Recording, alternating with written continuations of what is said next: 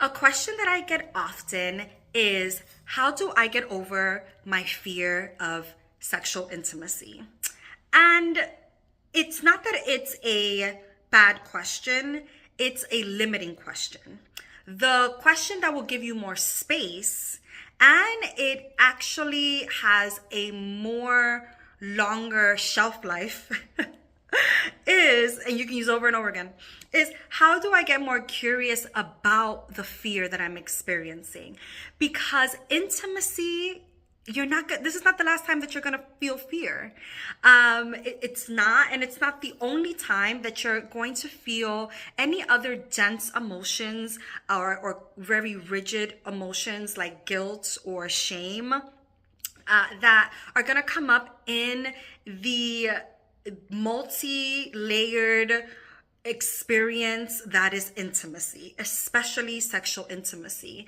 So when we ask questions that allow us to practice the skill of going internally into our bodies, taking a more body-based approach to inquiring about an emotion, like using curiosity and asking certain questions about the emotion, personifying the emotion, giving the emotion more texture, more definition.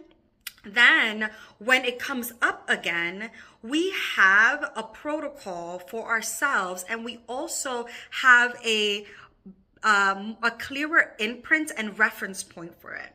So just asking, how do I get over it?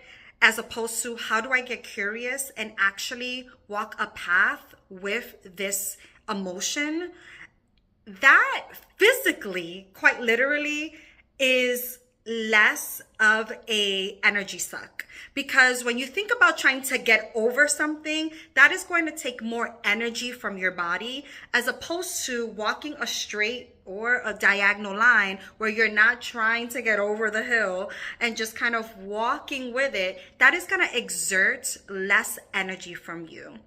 So some of the questions that you can ask a dense emotion, such as fear, is: fear, why are you here? Where in my body are you living? What is your color? How sensing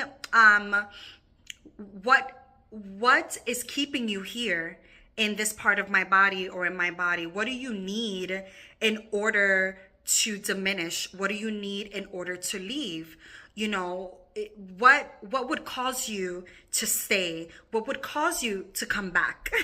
So asking these kinds of questions will actually allow you to even build a communication line, a line of communication with your emotions, not just fear, right? Do this with shame, do this with guilt, do this with disgust, do this with elation, do this with joy, do this with anguish, with with sadness, which is a layered emotion under sadness. But I mean, under anguish is a layered emotion under sadness. But you know, understanding that our emotions are these energy points that are living in our bodies and are being manifested through our bodies, through our thoughts, through the stories that we're telling ourselves.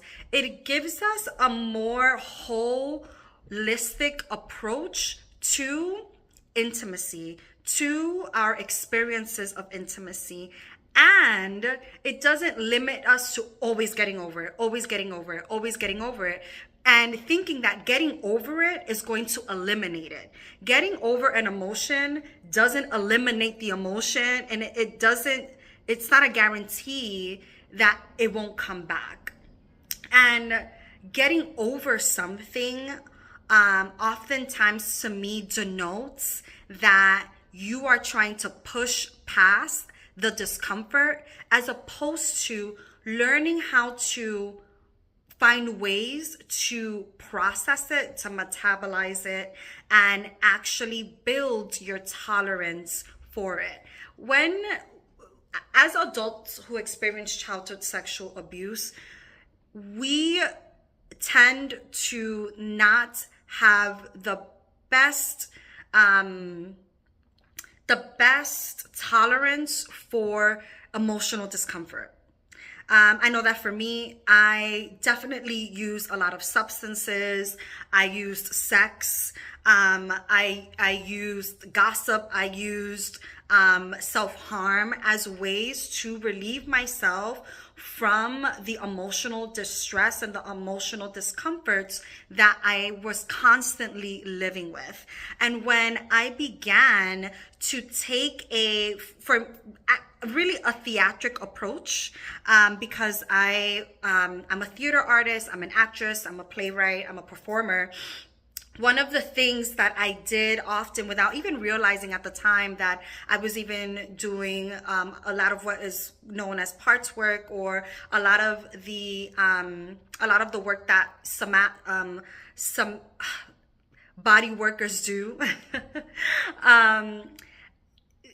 They're doing personifying emotions is something that I naturally did. I naturally personified my body parts. I naturally personified my emotions. I naturally personified them so that I can be in conversation. So this is a beautiful way of being in conversation, not just with the emotion. You're being in conversation with your body, because oftentimes when you ask your body, where are you living fear?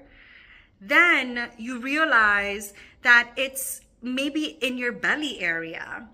And oftentimes it maybe just needs some touch. It needs your support. Your body, your emotions are a way of your body speaking to you. And when you begin to ask questions like, what is it that you need? Become more inquisitive about what's happening internally, you develop that internal landscape, your knowledge of your internal landscape. You develop your own unique language between you and your body. You become more confident about what's happening in your body, and it translates into the bedroom. So the thing is that we're trying to get over intimacy. But the key to getting over the key to this is that you have to practice intimacy. You can't get over intimacy, because getting over intimacy is like the same thing of like getting over your body.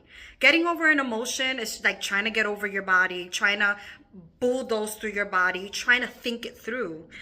And so the actual way that you're going to, melt the fear about intimacy is by being intimate. I know, right? So become more intimate with the emotions that you're perceiving as the block between you and receiving the sexual intimacy and sex life that you desire, or the sexual relationship with yourself that you desire. The very thing is being more intimate with yourself. And this is one of the ways that you can become more intimate with yourself, is by, instead of asking, how do I get over it? Ask, how do I become more curious about it? My name is Betsy. If you want to have a more fulfilling sex life and be able to express your sexual needs, even if you have shut down before, and without having to retell your childhood trauma, my link is in my bio. I'd love to hear from you, and I will speak to you in the next video.